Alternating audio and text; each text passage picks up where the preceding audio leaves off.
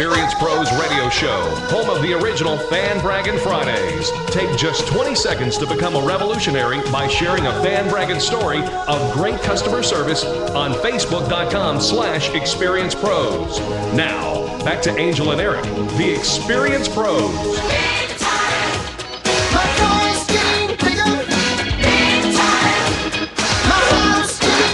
Welcome back to the Experience Pros Radio Show with Angel and Eric. The business community and the world at large lost a powerhouse today. Zig Ziglar, born in 1926 in Coffee County, Alabama, is no longer with us. But his impression on small business, certainly, and people in general, it will last forever.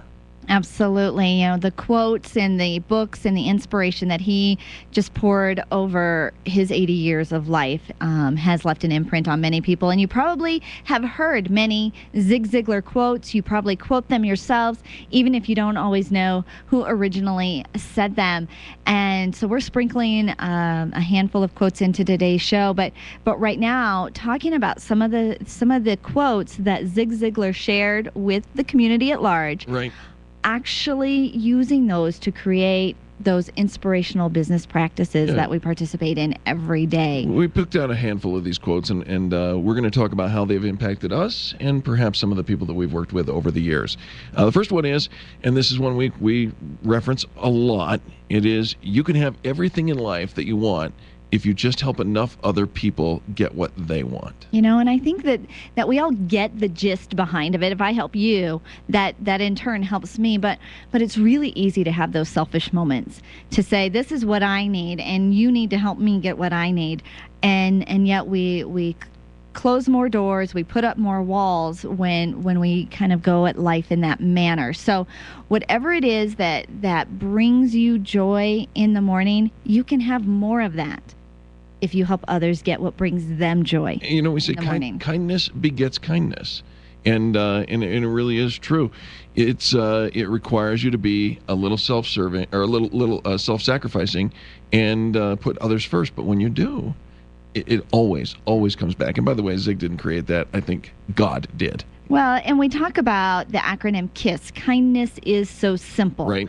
And when you give somebody an act of kindness, whether that's a smile, you hold the door open, a gesture, you help them out when you see they need a little, just a lending hand. And I think that's all of us could use a kinder ear, a little less judgment, right. An extra hand getting in and out of the car, in and out of a building, goes so far in a world that we all tend to just be tunnel vision. We have our little blinders on. We're in and out of the building. We're in and out of the bank. We're in and out, and we're doing our thing, and we're busy. And when we're distracted by our cell phones and our smartphones and everything that's going on, that we don't even look up to see there's a whole world of people out there that also want to help us in return. Absolutely.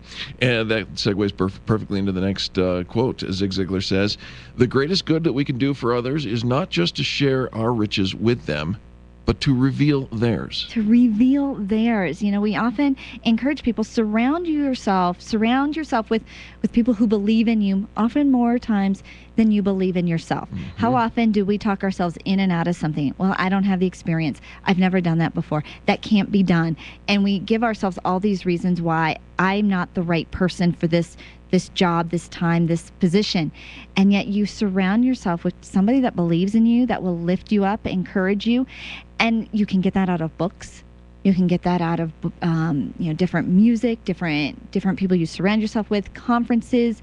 There's a lot of resources out there that there are people that want to help lift you up. They're just naturally good at it. And when you're around people like that, guess what you get good at? Lifting people up. Lifting people up. Absolutely. Do you see the business implications here in your own personal life, in your own business? And remember, people do business with people, right? And so what fantastic quotes. Here's one. If you learn from defeat, you haven't really lost. Oh, I think about all the great ones, right. All those great success stories that everybody's path, in everybody's story is a time when they stumbled, is a time when they fell, is a time when they really fell. Right. And it's a part of our character. It's part of what puts us on this journey so that we can learn from it. There's people that come along in our life, and sometimes I think, what in the world is this person in my life for? Right.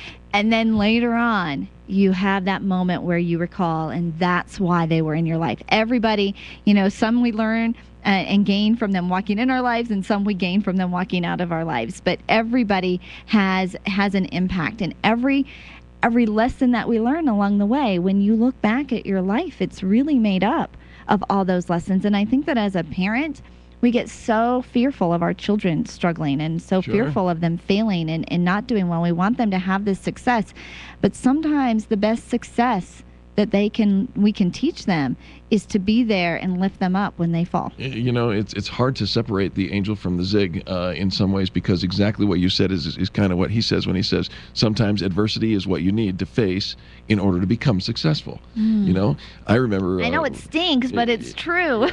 I remember when my oldest son was bouncing on the couch, and he was jumping up and down, and his mother said, "Make him stop that." And I said, "No, this is it's like gravity. It's self-correcting."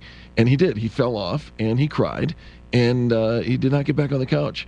And it's a low couch. I'm not putting my son at risk or anything like that. But you didn't let your son climb the super tall tree in your front yard to put the lights up?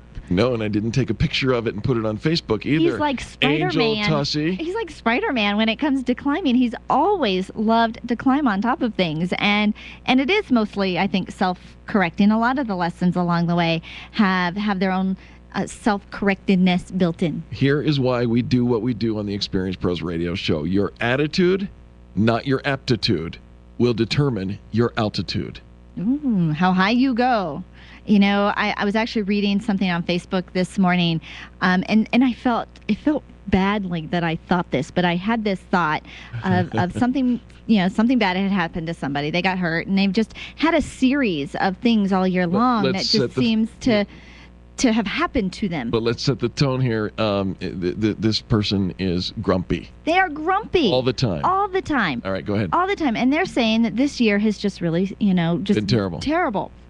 And I think, I get that. And I, and there are times where we just want, we are good riddance to that year. And thank goodness there's a new year ahead of us. Right. But there are some times I think, okay, but what have you given? Yeah. What have you given Sometimes to somebody else? Goes around, comes around, and right? It stinks, but it happens. And I think, you know what? Even if you did get hurt, and even if bad things have happened, there is still an attitude that you can choose to have, because there's goodness in everything. Amen. Well spoken.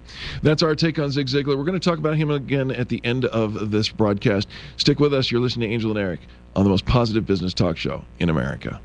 The Experience Pros are here to help you get your business right. To learn more, visit experiencepros.com.